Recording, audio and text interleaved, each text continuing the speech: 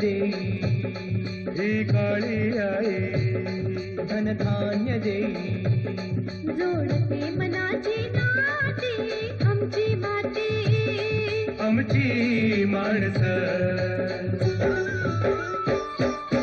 आमची माती आमची माणसं आमची माती आमची माणसं आमची माती आमची माणसं आमची माती आमची माणसं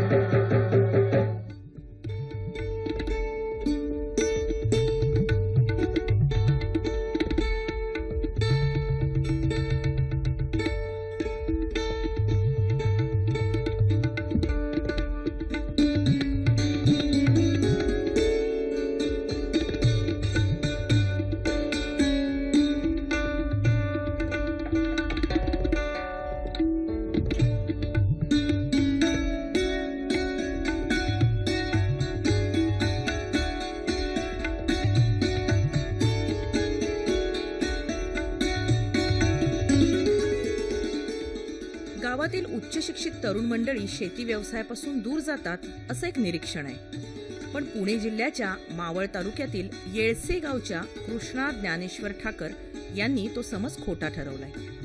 BA झाल्यावर त्यांनी गाव सोडला नाही की आपल्या शेतीकडे दुर्लक्षही केलं नाही. वडिलोपार्जित शेताशिवारात राबताना ते नवीन नवीन प्रयोग करू लागले. हा प्रयोगशीलतेचा वारसा त्यांना आपल्या वडिलांकडून ज्ञानेश्वर ठाकर यांच्याकडून मिळालाय. मी शेतीमध्ये उत्तम प्रकारचे लहानपणापासून सगळे प्रयोग घेतले. मी भात शेती करत होतो. भात शेती करत असताना भातामध्ये मला वडगावचे भात शेती संशोधन केंद्राचे साहेब मिळाले. त्यांनी सांगितलं की बुवा तुम्ही इंद्रायणी जातीचं भात घरी नेऊन पेरा आणि ते पेरल्यानंतर तुम्ही त्याचं बियाणं म्हणून पुढे उपयोग करू शकता. मी ते भात पिकलं, तयार केलं आणि ते तयार केल्यानंतर 250 पोती भात झालं. मला भाताचा मार्केटची किंमत त्यावेळेला 2 रुपये होती किलोला. पण कळके साहेबांनी 4 तालुक्यातील मुळशी, मावळ तालुका, खेड, हवेली या 4 तालुक्यामध्ये माझे 250 पोती भात त्यांनी बियाणं म्हणून खपवलं. ते बियाणं त्यावेळेला अशी आमची एक ख्याती होती किंवा 1 क्विंटल भात घेऊन जा, त्याच्यामध्ये खिडीचा 1 दाणा मिळाला तर ते भात परत घेतलं जाईल, त्याचे पैसे परत दिले जाईल. म्हणजे इतकंच 100% खात्रीचं. कळके साहेबांच्यामुळं मी ते भात लावलं आणि त्याचा प्रसार केला. इंद्रायणी आज मावळ तालुक्यामध्ये, मुळशीमध्ये, खेडमध्ये, हवेलीमध्ये या 4ही तालुक्यामध्ये उत्तम प्रकारचं भात म्हणून पिकलं. माझ्या 2 मुलापैकी एक मोठा मुलगा ग्रॅज्युएट झालेला आहे इंग्लिश मिडियममधून, तरीसुद्धा त्याला मी शेतीमध्ये ठेवून घेतलं. दुसरा मुलगा सिव्हिल इंजिनियर केलेला आहे. कारखान्यावर गेल्यानंतर ऊस शेतीच्या बाबतीत मी माझ्या पद्धतीने 3 फूट सरीवरती मी ऊस लावायचे प्रयत्न केले आणि ऊस लावून त्याच्यामध्ये चांगल्या पद्धतीचं उत्पन्न घ्यायला लागलो. पण नंतर माझ्या असं लक्षात आलं किंवा अवतावर मजुरीला माणसं लागतात, गवत काढायला माणसं लागतात. मग मुलाशी चर्चा करून, कृष्णाला सांगून किंवा याच्यावर आपल्याला ट्रॅक्टरवर करता आलं पाहिजे आणि ट्रॅक्टरवर करायचं असेल तर त्याच्यासाठी अवजारं तयार केली पाहिजेत आणि अवजारं तयार करायची असतील तर त्याच्यासाठी तू अभ्यास केला पाहिजे, कारखान्यावर गेलं पाहिजे. कारखान्याच्या लोकांनी त्याला खूप प्रकारचं शेती खात्याच्या मंडळींनी मदत केली आणि मग अवजारं तयार करण्यासाठी स्वतः मेहनतीने त्याने लोखंड आणून त्याच्यावर एक वेल्डिंग मशीन घेऊन स्वतः अवजारं तयार केली. आणि ती आज असं झाले की आमच्या घरात बैलजोडी नाही. आम्ही सगळं शेतीची कामं, भाताची असू दे, ऊसाची असू द्या, सगळ्या प्रकारची शेती तो अवजारावरच करतोय. म्हणजे मजुरांची फार कमी झालं. ऊसाच्या मध्ये असणारं थोडंसं तण ते किरकोळ मजुराच्या हाताने काढलं जातं, तणनाशक मारलं जातं. अशा पद्धतीने ऊस शेती उत्तम केली जाते. पोल्यावसाही चांगल्या पद्धतीने त्याने 30 गुंठ्यामध्ये उत्तम प्रकारचं केलेलं आहे, तेही चांगलं चाललेलं आहे. अडचणी आणि अडथळे हेच नवीन प्रयोगाचं आणि शोधाचं जनक ठरत असतात. अधिक उत्पादनाची अभिलाषा आणि शेतमजुरांची कमतरता यामुळे कृष्णा ठाकर यांनी ऊसाच्या शेतीत वेगवेगळे प्रयोग केले. शेतीमध्ये आल्यानंतर पहिल्यांदा आव्हान लेबरचं होतं. मग लेबरमध्ये शेतीमध्ये यांत्रिकीकरण करणं आणि यांत्रिकीकरणाच्या बरोबर मशागतीसाठी लागणारी सगळं अवजारं थोडीशी स्वतः तयार करावी लागली. ऊसामध्ये 3 फुटाच्या 3.5 फुटाच्या पट्टा ह्याच्या रेग्युलर पद्धतीपासनं मी पट्टा पद्धतीमध्ये रूपांतरित झालो आणि पट्टा पद्धतीची ऊस लागवड चालू केली. ती 4.5 फुटाची असून त्यातली सगळी मशागत ही ट्रॅक्टर चलित यंत्राच्या सहाय्यानेच करतो. आणि 265 ही व्हरायटी मी अगदी 2 वर्षापासून, त्याच्या अगोदर 86-032, 741 आणि आत्ता 265 वरती येऊन मी थांबलो आहे. ही सुधारित चांगल्या पद्धतीची व्हरायटी आहे. आणि आत्ता नवीन पुन्हा प्रायोगिक म्हणून 3102 ही व्हरायटी आता नवीन लावलेली आहे मी. तिचं संशोधन चालूच आहे. तिच्यामध्ये ती आमच्या भागामध्ये किती सक्सेस होते हे पुढच्या काही कालावधीमध्ये कळून जाईल. 265मध्ये मी सर्व मशागती ही यंत्राच्या सहाय्यानेच करतो, ट्रॅक्टर चलित यंत्राच्या सहाय्यानेच करतो. कुठल्याही प्रकारचं मी लेबर वर्क फार कमी, अगदी तण काढण्यासाठीच वापरतो. पश्चिम पट्ट्यामध्ये पहिला असा शेतकरी आहे की त्यांनी ठिबक केले ऊसाला, की आमच्याकडं प्रचंड पाऊस पडून सुद्धा ऊसामध्ये पाण्याची उपलब्धता आमच्याकडे भरपूर आहे. पण ॲक्च्युली ऊस हे पीक असं आहे की त्याला पुष्कळ पाणी न लागता त्याला लिमिटेडच पाणी लागतं आणि ते कमीच पाणी दिलं गेलं पाहिजे. आणि कमी पाण्यामध्ये चांगलं व्यवस्थापन करण्यासाठी मी ठिबकची यंत्रणा पूर्ण सेट माझ्या 3.5 एकरवरती बसवलेला आहे. आणि त्यातनं खताच्या मात्रा, युरिया आणि जे सोल्युबल फर्टिलायझर जे असतात ऊसासाठी वापरायची, ती ठिबकच्या माध्यमातून मी ऊसाला देत असतो.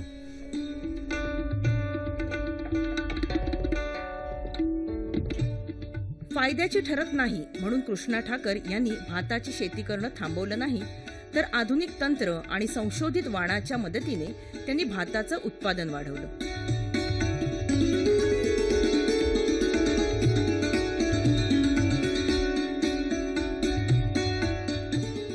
तसेच माझ्याकडं पारंपरिक पद्धतीने भातशेती ही पूर्वीपासून लावायचो, अगदी वडिलांपासून.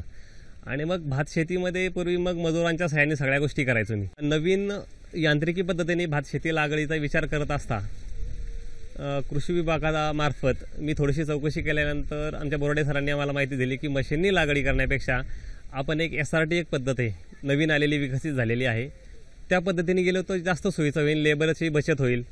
आणि अगदीच चिखलामध्ये आवणी करण्यापेक्षा, भात लावणी करण्यापेक्षा आपण अगोदरच सगळं नियोजन करून, म्हणजे तणांचं नियोजन त्यांनी सगळ्या गोष्टी समजावून सांगितल्या की आपण ज्यावेळेस शेतीमध्ये मशागत करतो त्यावेळेस तणांना वेगवेगळ्या थरामध्ये आपण घालवतो, एकदा खालचा थर, मधला थर आणि वरचा थर.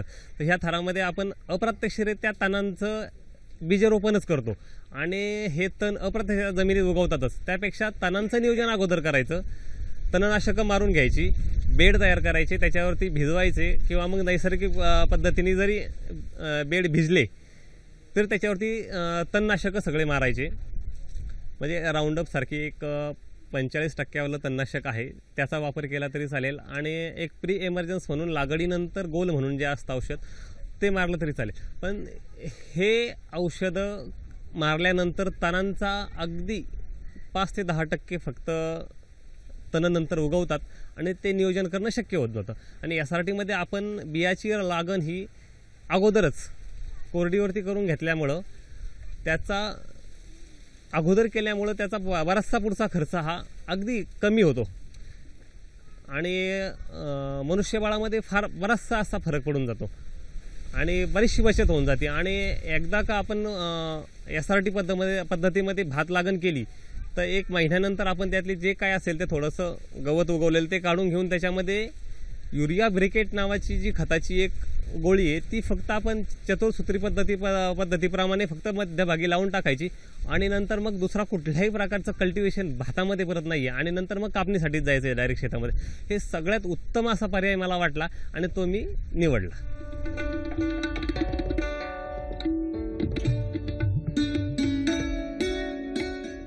ऊस आणि भाताची शेती करतानाच कृष्णा ठाकरांनी पूरक व्यवसायाचं महत्त्व ओळखलं.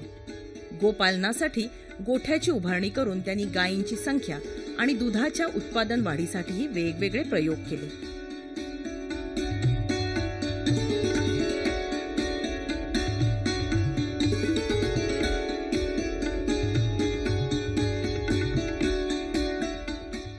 आमची माती आमची माणसं. कृषी समृद्धीची गुरुकिल्ली.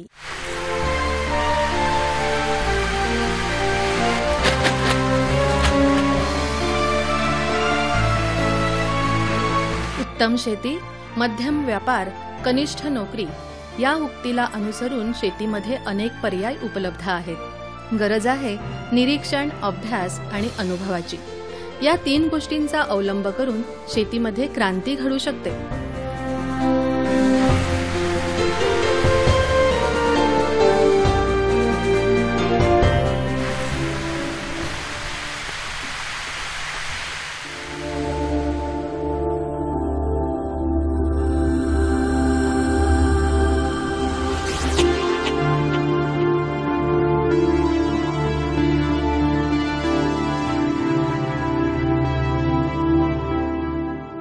आज अनेक शेतकरी नवनवीन प्रयोग आपल्या शेतीत करतात. अर्थातच त्याला जोड आहे आधुनिकीकरणाची.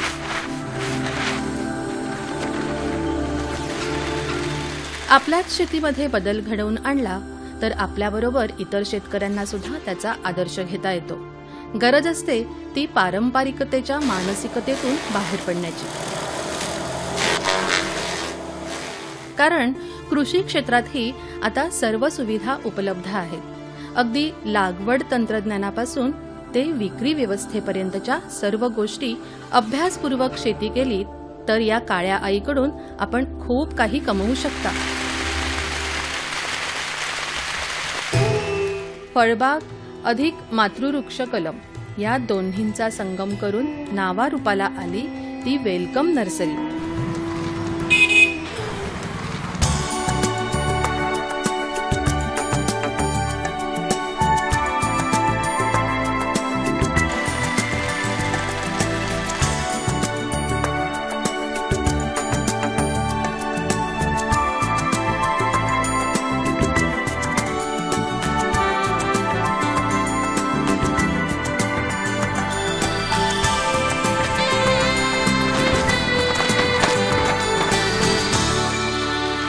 माझं नाव सुषमा प्रभाकर शिंदे. माझं शिक्षण आहे BCom. मी अश्विनी ॲग्रो फार्म ही नर्सरी दापोली येथे चालवते. ॲक्च्युली माझे मिस्टर हे प्राध्यापक प्रभाकर पांडुरंग शिंदे हे कोकण कृषी विद्यापीठ दापोली येथे प्रोफेसर म्हणून कार्यरत होते. पण आता आमच्या नर्सरीचा भार हा खूप वाढल्यामुळे आणि त्यांनी अनंत समाजसेवेची कामं हातात घेतल्यामुळे त्यांनी 8 वर्ष आधी स्वतः VRS घेतलेली आहे. त्यामुळे आमच्या नर्सरीमध्ये त्याचा मला खूप उपयोग होतो. या फळबागेच्या माध्यमातूनच आकाराला आली रोपवाटिका. फळबागेतल्या मातृवृक्षांपासून उत्तम दर्जाची कलमं तयार करून त्यांची विक्री करणं हा एक नवीन पर्याय उपलब्ध झाला. स्वतः मेहनत घेऊन विविध प्रकारची कलम तयार करणं, त्यासाठी त्याचं व्यवस्थापन करणंही तितकंच गरजेचं. हळूहळू चिकूची कलमं करू लागलो आम्ही, काजूची कलमं करू लागलो आणि आमची वेलकम नर्सरी आम्ही सुरू केली. ती आता सगळ्या लोकांना ज्ञात झाली. कारण त्याचं एकच कारण होतं की आमच्याकडे आम्ही प्रत्येक कलमाचा स्टँडर्ड राखत होतो. भले कलमं कमी का असेनात पण त्याचा स्टँडर्ड चांगला असला पाहिजे, शेतकऱ्यांना ती चांगल्या निकषाची दिली पाहिजे, हे आम्ही लक्षात ठेवलं होतं. त्यामुळे आमच्या नर्सरीचं नाव हळूहळू चांगलं होत गेलं. कलमं मेहनतीनं बनवणं आणि लोकांची विश्वासार्हता मिळवणंही तितकंच गरजेचं. त्यातही विभागवार कलमं बनवणं हे कसब एक जाणकारच करू शकतो.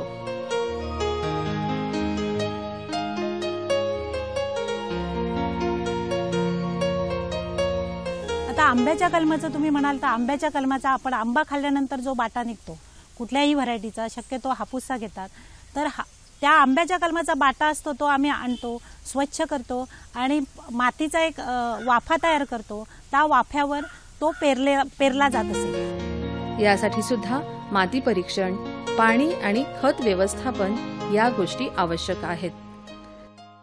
पण ह्या कलमांची माती जी असते ती माती साधी नसते. ती माती वरच्या थराची पण जास्त वापरली जात नाही आणि खालच्या थराची पण वापरली जात नाही. ती माती विशिष्ट रीतीनेच सिलेक्ट केली जाते आणि त्यानुसार वापरली जाते. आजच्या आधुनिक युगात कृषी क्षेत्रातही चांगलाच बदल घडतोय. आपल्या शेतीत आपण व्यवस्थापनाचा काळजीपूर्वक वापर केलात तर मिळणारं उत्पादनही दर्जेदार मिळतं. यासाठी उत्तम दर्जाची कलमं बनवणं, त्याची निगा राखणं महत्त्वाचं ठरतं.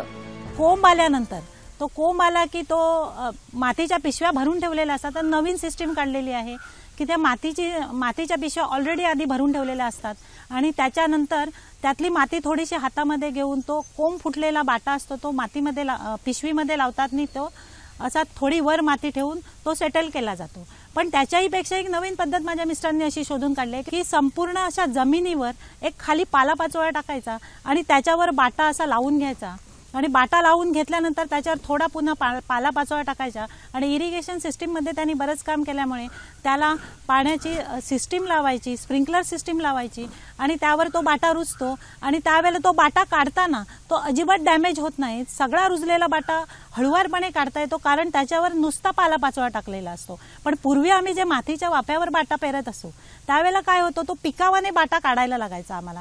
त्यामुळे पिकावाने काढताना एक बाटा काढताना दुसऱ्या बाटाला डॅमेज करायचा. त्यामुळे ही एक सिस्टीम काढल्यामुळे आता आम्ही जो बाटा पेरतो तो आम्हाला जवळजवळ 90% जसाचा तसा मिळतो. आज खतांसाठी अनेक पर्याय उपलब्ध आहेत. RCFच्या विद्राव्य खतांचा वापर करून आपलं शेतीत स्थान निश्चित करू शकता. 10 इंचाचा जवळजवळ चर तयार करून त्याच्यामध्ये शेणखत, सिंगल सुपर फॉस्फेट, मिश्र खत अशा रीतीचा एक थर तयार केला जातो आणि त्या थरावर त्या पिशव्या 2 कलमांच्या ओळीमध्ये लावल्या जातात. एका चरामध्ये 250 ते 300 पिशव्या लागतात आणि नंतर त्याच्यावर माती टाकून व्यवस्थित त्या बंद केल्या जातात जेणेकरून ऊन डायरेक्टली लागू नये.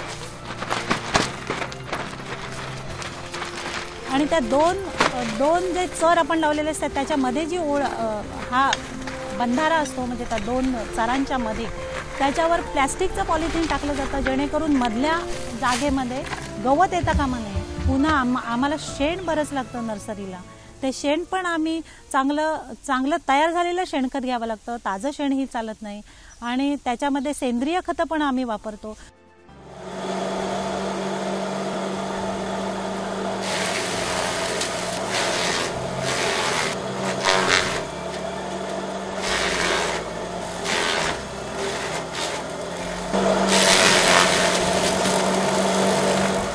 शिवाय आमच्याकडे बाहेर पडलेला जो वेस्ट असतो झाडाझुडपांचा ते बारीक करायचं मशीन आहे.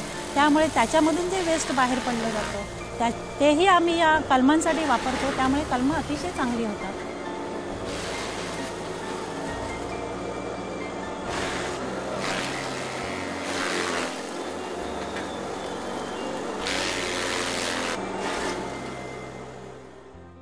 सिंचनासाठी त्यांनी आधुनिकीकरणाचा अवलंब केलाय. आधुनिक सिंचन पद्धतीमधून सूक्ष्म अन्नद्रव्यांचा वापर करून उत्पादन नक्कीच वाढतं. जी स्प्रिंकलर सिस्टम आमच्याकडे आम्ही परफोरेटेड पाईपची सिस्टीम आम्ही सुरू केलेली असते त्या मातीच्या चरांना. तर त्याच्यामुळे ते एकमेकांना क्रॉस पाणी होतं आणि जे जास्त पाणी त्या प्लॅस्टिकच्या पॉलिथिनवर पडतं ते पाणी मग कलमांच्या बुंदामध्ये जातं आणि अशा रीतीने कलमं आम्ही जूनपर्यंत वाढवतो. त्यांना वेगवेगळ्या फवारण्या दिल्या जातात. म्हणजे आवश्यकतेनुसार फवारण्या दिल्या जातात आणि कलमं अतिशय चांगल्या रीतीने जोपासली जातात.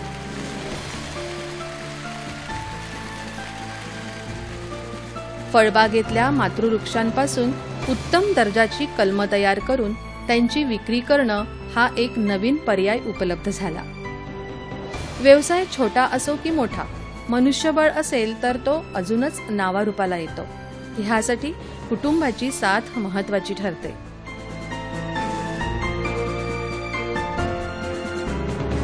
सर्वांनी जर प्रगती करायची असेल तर सर्व माणसांना एकत्र आणूनच ती करता येते हे मी तुम्हाला सांगावंसं मला वाटतं. कारण कुठलाही बिझनेस करायचा झाला तर एका हाताने किंवा 2 हाताने तो होऊ शकत नाही आणि त्याच्या पाठीमागे मात्र एक कणखर असं व्यक्तिमत्व लागतं की जे आपल्याला प्रत्येक गोष्टीमध्ये सल्ला देऊ शकेल. मातृवृक्षापासून बनवली जाणारी कलमं उत्तम दर्जाची आणि खात्रीलायक असल्यामुळे चांगल्या प्रकारे विक्री होऊन त्यातून मिळणारं उत्पन्नही चांगलंच असतं. व्यवसायाचं गणित जमवताना अनेक गोष्टी लक्षात घ्याव्या लागतात. आमची कलमं नाशिक, सांगली, सातारा किंवा इथे पूर्ण रत्नागिरी, वेंगुर्ला या ठिकाणी सर्व ठिकाणी विकली जातात. त्यामुळे प्रत्येक ठिकाणचे कस्टमर वेगवेगळे डिमांड करत असायचे आणि त्यांना आपण त्यांचा डिमांड व्यवस्थित वेगळ्या रीतीने आणि चांगल्या रीतीने दिला गेला पाहिजे हे माझ्या मिस्टरांच्या डोक्यात असल्यामुळे त्यांनी अजून वेगवेगळी मदर प्लांट्स लावून 20-22 व्हरायटीची जवळजवळ आंबा कलमं, शिवाय रामफळ कलमं किंवा चिकू, जांभूळ, बहाडोली व्हरायटी, आंब्याची तर आमच्याकडे रत्ना, केसर, सिंधू, आम्रपाली, राजापुरी, तोतापुरी अशी अनंत प्रकारची जी वेगवेगळ्या विभागामध्ये चांगल्या प्रकारे येऊ शकतात या प्रकारची कलमं लावली. मागणी तसा पुरवठा तत्वाचा अंगीकार करून विक्री केली तर व्यवसाय वृद्धी तर होणारच. संत्री, मोसंबी, डाळिंब यासारखी कलमं आमच्या हवामानात येत नाहीत आणि पैसा कमावण्यासाठी आम्ही ही कलमं करतही नाही. ज्यावेळेला काही कस्टमर येऊन विचारतात की आम्हाला ही कलमं पाहिजे त्यावेळेला आम्ही प्रामाणिकपणे सांगतो की आमच्या विभागात ही येत नाही आणि ह्या साईडच्या हवामानामध्ये पण ती येणार नाही, तुम्ही ही कृपा करून लावू नका, तुमच्या विभागात जी येतील ती आम्ही तुम्हाला सांगतो. त्याप्रमाणे असा प्रामाणिकपणा जपल्यामुळे आणि कुठलीही कलमं बाहेरून न आणता आम्ही स्वतः तयार केल्यामुळे त्याबद्दल एक प्रकारची खात्री असते आम्हाला. त्यामुळे कस्टमर आमच्यावर 2-3 वर्ष गेले की इतका विश्वास ठेवतात की पुन्हा त्यांना आम्हाला बोलवावं तर लागत नाही, ते स्वतःहून 10 कस्टमर घेऊन आमच्याकडे येतात. आपल्या रोजच्या नोकरीच्या राहटगाडग्यातून वेळ काढून शेतीची कास धरू शकतो आणि ह्यातूनच नवनवीन पर्याय समोर येतात आणि मग या पर्यायाचं रूपांतर एका यशस्वी व्यवसायात होतं. अशा व्यवसायांसाठी आपल्याला साथही मिळेल RCFची. अविश्रांत मेहनत, जिद्द यांच्या जोरावर कुठलाही व्यवसाय यशस्वी होतो हे आज आपण पाहिलं. तेव्हा धराकास आधुनिकतेची प्रगती होईल शेतीची.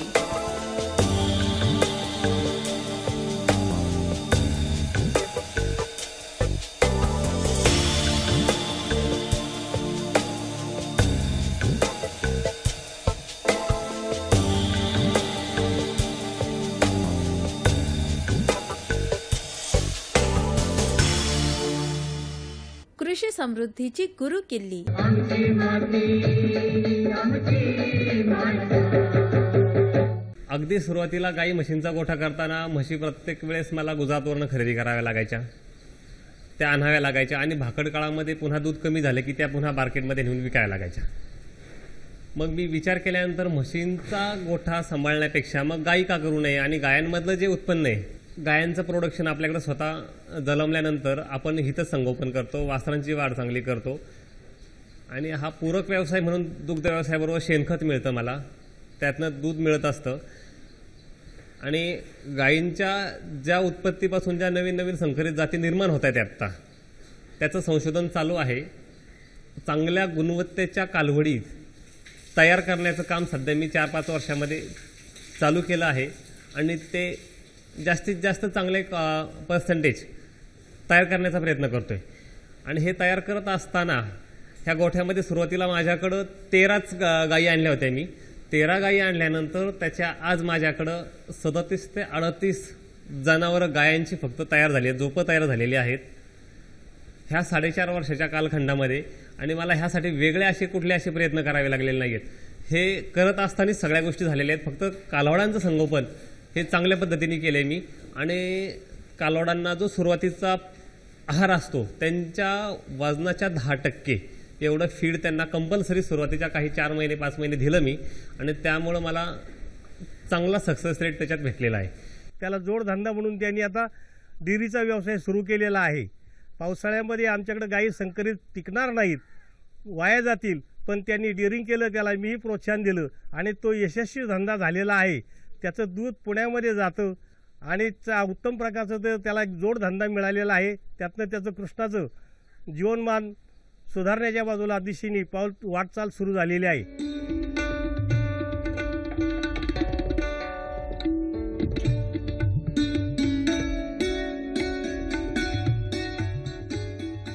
जसजशी कृष्णा ठाकरांच्या गोधनात वाढ होत गेली तसतसं दुधाचं उत्पादनही वाढत गेलं.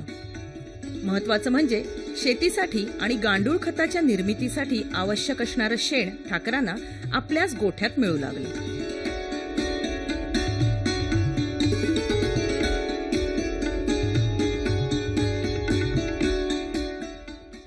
ही दुधं सगळी प्रगती करत असताना कालवडांचं चांगलं संगोपन आणि ह्यात सध्या माझ्या आता 10 ते 12 गायी दुभत्या आहेत आणि आत्ता माझा एक नवीन 12 ते 15 कालवडींचा लॉट आता नवीन क्रॉसिंगसाठी तयार आहे.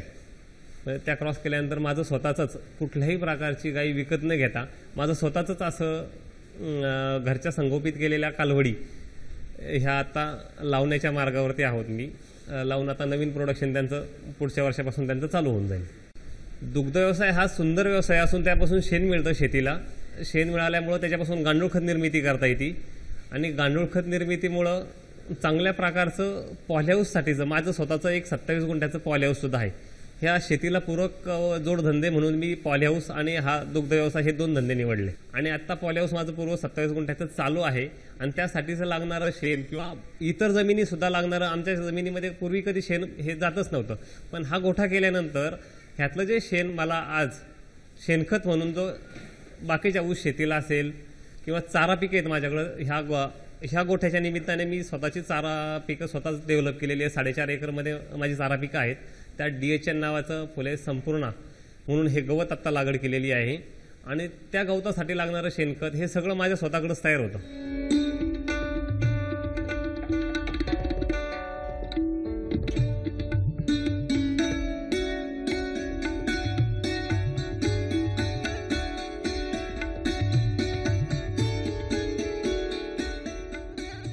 आवश्यक तितके शेतमजूर न मिळणं ही गोष्ट शेतकऱ्यांसाठी खूप अडचणीची ठरू लागली. या समस्येवर उपाय म्हणून कृष्णा ठाकर यांनी संशोधन करून अनेक शेती उपयुक्त साहित्य आणि उपकरणं तयार केली आहेत.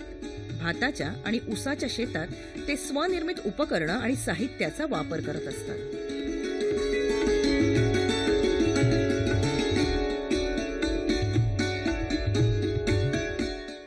स्वतः केलेल्या अवजारामुळे ऊसामध्ये कुठल्याही प्रकारची अडचण राहिली नाही. तिथेही मजुराची संख्या त्याच्या हाताने घटलेली आहे. हे अशा पद्धतीने आम्ही आमच्या कुटुंबामध्ये शेतीवर विश्वास ठेवून परंपरेच्या शेतीतून बदल करून वेगळ्या पद्धतीच्या शेतीकडे आम्ही आता झुकण्याचे पाऊल सुरू झालेले आहेत. प्रयोगशीलतेमुळे होणारे फायदे कृष्णा ठाकरांना मिळालेत. म्हणूनच त्यांचे अनुभवाचे बोल अनेक उमद्या शेतकऱ्यांना मार्गदर्शक ठरतील यात शंका नाही.